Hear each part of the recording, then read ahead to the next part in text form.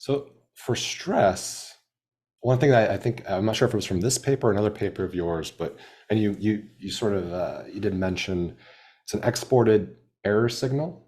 Yeah, yeah, So I think as you put it in the paper, exported stress molecules which have no ownership metadata. yeah. Can you explain that? Sorry, I'm not a computer. Sure. Yeah, That'd be helpful to yeah. know though. Yeah. There's two pieces there's two kind of two big components to what I think of as what underlies the scaling of these collective intelligences. The first is the spreading of stress. So imagine this is I'm gonna give you an example, but really this is about all kinds of contexts, not just cells moving around. But imagine that there are a bunch of cells, and there's one cell at the bottom that according to the correct pattern needs to be up at the top. Now, the cell can sense that it's far away and it wants to minimize this distance. And so it's going to try to migrate, but it can't because the other cells are sitting there. And the other cells have no incentive to move and let it through because they're perfectly happy where they are. Their stress is very low. So what you've got here is a system where kind of like a cooling magnet, right? Where you have all these domains, and as you cool the thing, they try to find a globally acceptable configuration where where the total amount of stress, meaning geometric frustration, right? The alignment is the free energy is another way to put it, is as optimized as possible. But what will happen is that sometimes it's impossible for everybody to be happy, right? You can set up situations where the geometric frustration is such that you always have some kind of lack of alignment somewhere. So the other cells, so basically the temperature of that system, temperature not physically, but in terms of free energy, the temperature of that system is low.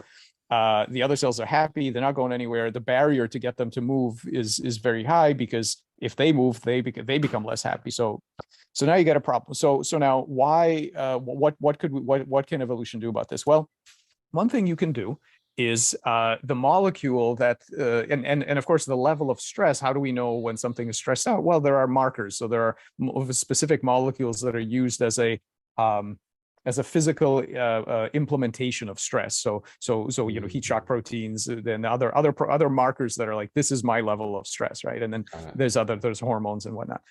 So now one thing you can do with this is you could keep all the stress to yourself, and then this is the only cell that knows he's in the wrong location and nobody wants to help him, and that's it. That's how the system stays.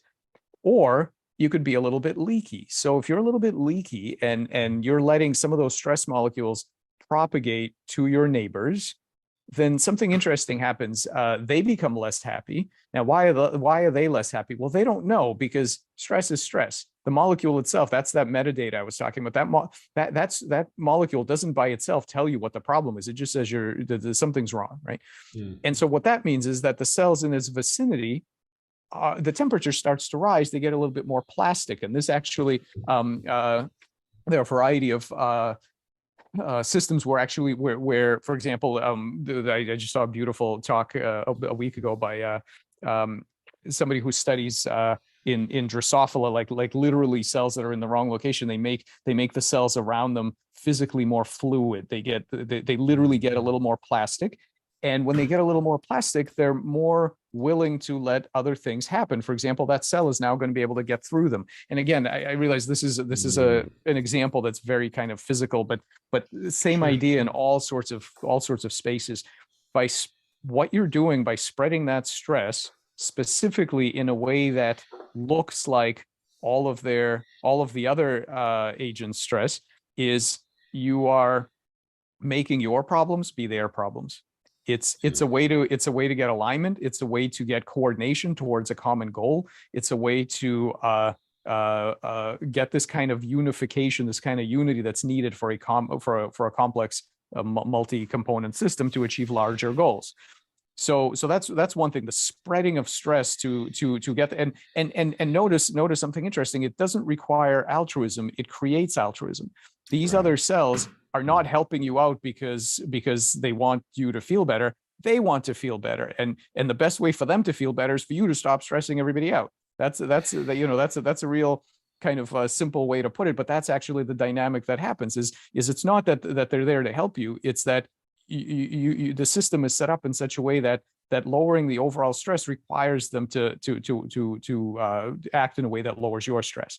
Mm. Now the other part of this is the other metadata piece of this, which is this.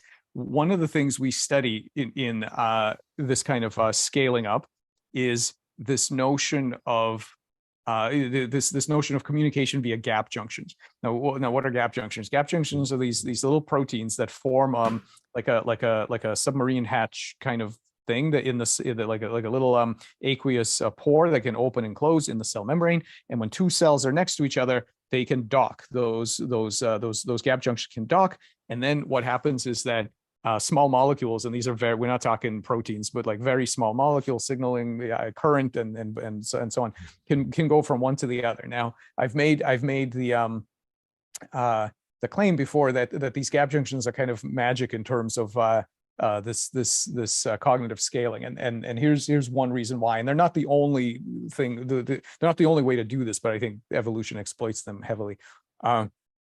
Imagine that you're a cell, and there's a cell A and cell B, and they're sort of near neighbors, and something happens to cell A, and cell A has some internal consequences of that. Let's say calcium has gone up, or some kind of memory trace molecule of that happening.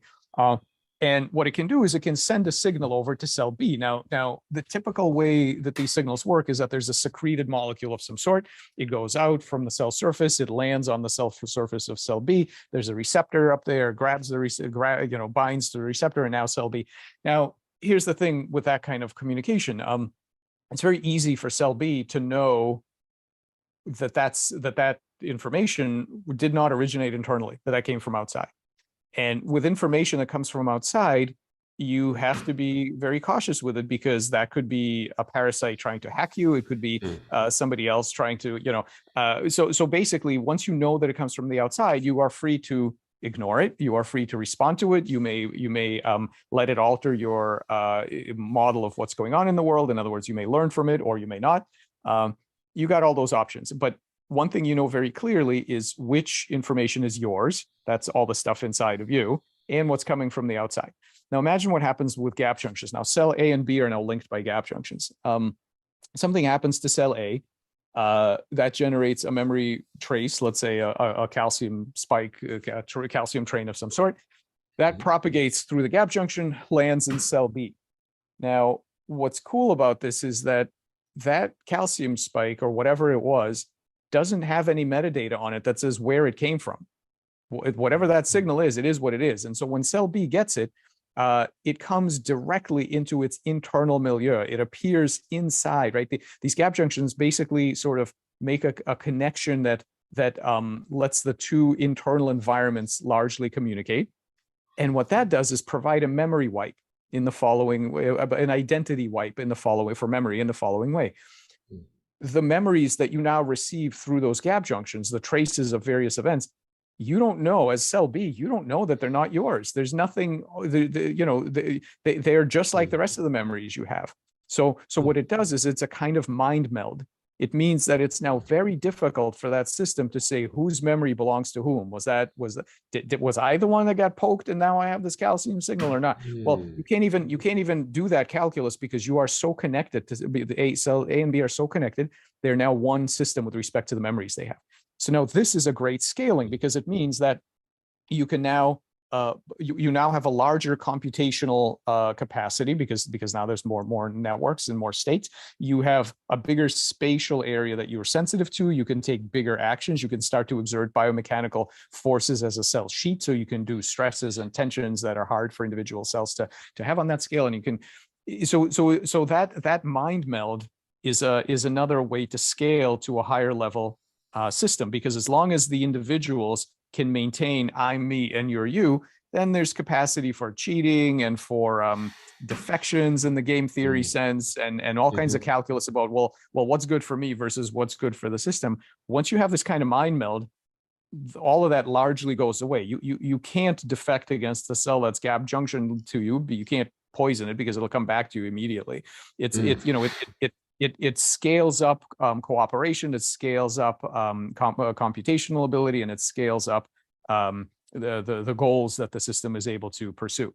Now, I'll just stop after one more point, which is that I've painted a really rosy picture of this gap junctional communication. I mean, it prevents cancer. It's great for many things.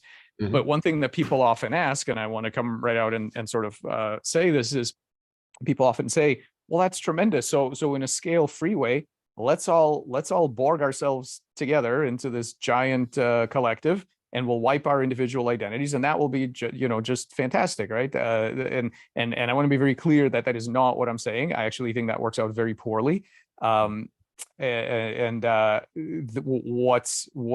we need to keep an eye on here is for whose benefit do such connections exist? Because you will then get an individual, that a larger individual who yes, will do more impressive things in other spaces. But, as each of us knows, who, if you've done any kind of contact sports or anything, or you've gone rock climbing, you scrape a whole bunch of skin off of your hands. I had a great day rock climbing. Well, your skin cells didn't. They had a terrible day. They're dead now. And in fact, right. And so that happens all the time. We don't think at all, but typically about these little lives that make us up. So that's what happens when you join a collective. So you got to be careful. It's not a panacea by any means. I watched the very first video there by Bob Gattenby. Oh, yeah. And he stated in his talk, and this really stuck out to me, that about 99% of the Shannon information in a cell is in the membrane and transmembrane gradient, which seems like a lot, for someone who is a completely lay person in this area. Can you give us a sense of why there's such this disparity? Because, I mean, within the cell, there are all these other subcell components, and they have their own membranes. Why is it that so much of the Shannon information is on the outer boundary of the cell? Yeah, I think that and I don't recall the exact calculations that he used to reach that conclusion. I can sort of reconstruct why. One thing about information is that Shannon or otherwise, is that what's very central is the role of an observer. And we're back to this concept of surprise, this idea that as an observer, how much surprise did you get out of a particular message that you received, right? Or how predictable was it? Those kinds of things.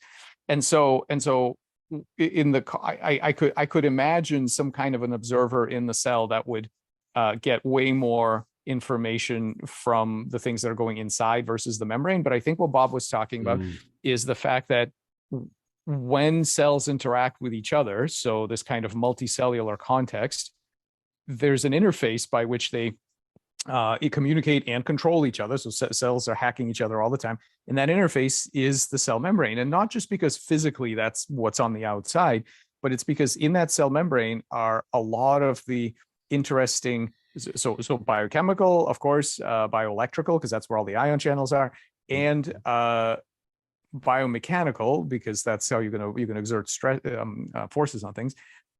That's where all the signals come in and out. So I think what he's saying is that that's the nexus of the information exchange between cells and the outside world. And every cell is some other cells in the body. Every cell is some other cell's external environment, which is also kind of a key thing to think about when you think about the origin of cells and so on, is that you need to set a boundary somewhere. It's not given to you from scratch. So I think that's what he's talking about, that control and communication interface of cells.